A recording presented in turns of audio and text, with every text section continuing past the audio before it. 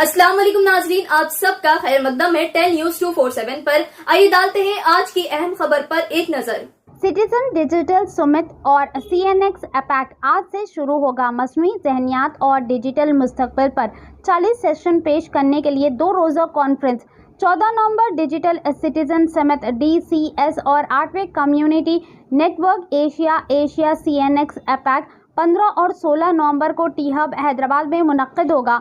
दोनों कॉन्फ्रेंसों की मेज़बानी हुकूमत Telangana internet society Hyderabad, APEC foundation, association for progressive communication, centre for development policy and practice और ग्लोबल डिजिटल इंक्लूजन पार्टनरशिप कर रहे हैं। 2 रोज़ा कॉन्फ्रेंस में 40 सेशंस और 15 लेक्चरर्स होंगे, जिनमें student, research scholars, civil society के नुमाइंदे, पब्लिक पॉलिसी प्रोफेशनल्स और डिजिटल डेवलपमेंट और बाइख्तियार बनाने के लिए काम करने वाले 40 इदारों के नुमाइंदे शिरकत करेंगे। Mister Jayesh Ranjan IAS APISH chief secretary department of information technology electronics and communication, Sujit जागीरदारी EOT hub, Rajnesh Singh CEO APNIC, Pankaj Pachauri editor in chief Geo news, Sonia George exclusive director global digital inclusion partnership, Swami कर्मी director NDEO barefoot college,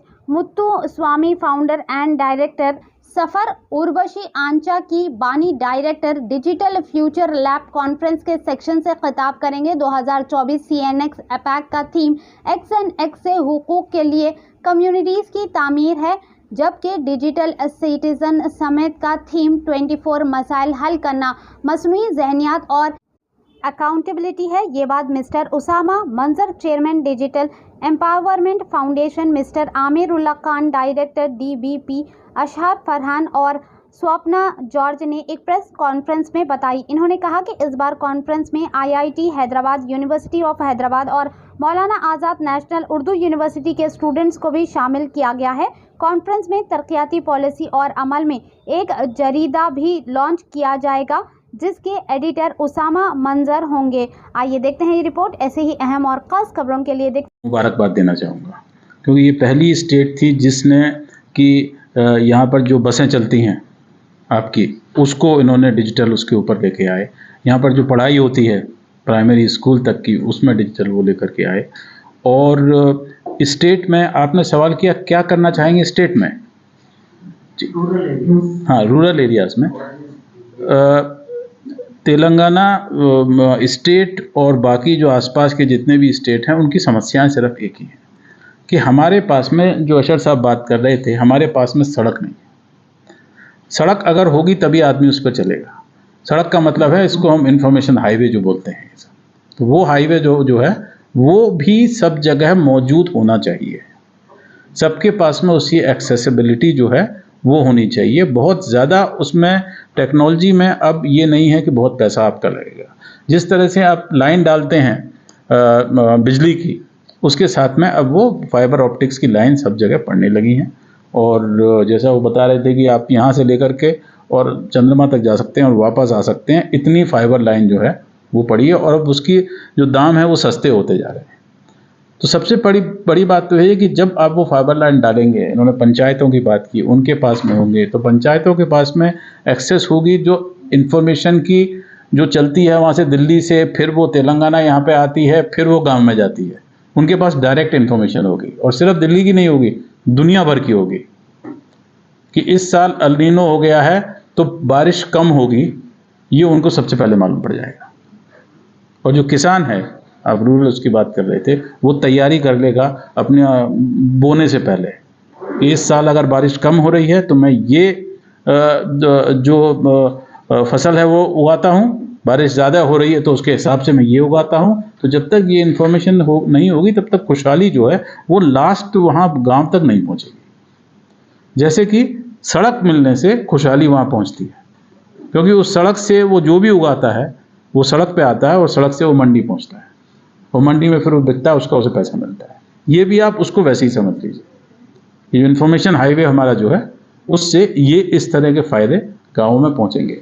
Telangana में स्थिति जो है बेहतर है, मैंने आपको आंकड़े सुनाए, ठीक है। बाकी राज्यों के और जो बड़े राज्य हैं वहाँ पर स्थिति ऐसी नहीं है। हमने दिल्ली में भी किया था DCF से एक बार, और महाराष्ट्र में किया था, बेंगलोर में किया था।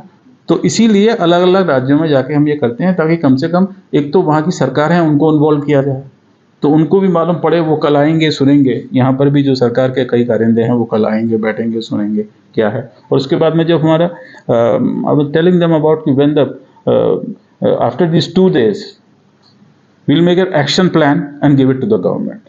These are the suggestions which the governments can implement, which are doable, and with the help of the government at places, with civil society. and this वो connect आपका वो है, वो बहुत अच्छी चीज़ है कि उसमें मालूम पड़ा कि 25 अलग अलग स्टेट से जो है ऑर्गेनाइजेशन यहाँ पर आए, उन्होंने एक दूसरे से बात की, किसी की कोई चीज़ अच्छी फिट हो रही है, किसी की कोई चीज़ अच्छी फिट हो रही है, किसी की कुछ चीज़ कारगर हो रही है, वो आपस में बात करेंगे, and then they will go back and implement that thing which they learn from other people. तो ये प्रोसेस जो है, इससे ही हम गांव तक पहुंचेंगे। इन्होंने एक गांव है वहाँ पर राजस्थान में, जिसमें कि जो महिलाएं हैं गांव की, वो सारी इंटरनेट से कनेक्टेड है, और अब जब उस गांव के बारे में मालूम पड़ा लोगों को, तो दूसरी जगह भी वैसी ही डिमांड आने लगी कि भी हम भी करना चाहते हैं। वायरलेस हो, जो भी हमारे यहाँ पर जी, जो भी कारगर चीज़ है, सस्ती है, और जिसमें कि आपका पैकेज कम है। मेन चीज़ हमारे मुल्क में यही है कि पैकेज कम होना चाहिए। लोग daily package, weekly package, monthly package, annual package, उसके हिसाब से। और उसमें भी आपको ये देखना है कि गाँव में हमारे यहाँ पर कैपिटा इनकम बहुत कम है, ठीक है। गाँव में हमारे भत्ते बहुत कम है, बेरोजगारी बहुत ज़्यादा है, तो वहाँ के लिए आपको कोई सस्ती जो है वो टेक्नोलॉजी का जुगाड़ करना पड़ेगा, और यही ये लोग कर रहे हैं। देखिए, इंटरनेट जो सेम है, टेक्नोलॉजी सेम है, उसके साथ रवैया अलग है, ये है मेन चीज़। कैसे ले सकते हैं? वो सिर्फ, वही मैंने कहा, वो सिर्फ बिजनेस की बात है, वो सिर्फ कंज्यूमर के लिए है।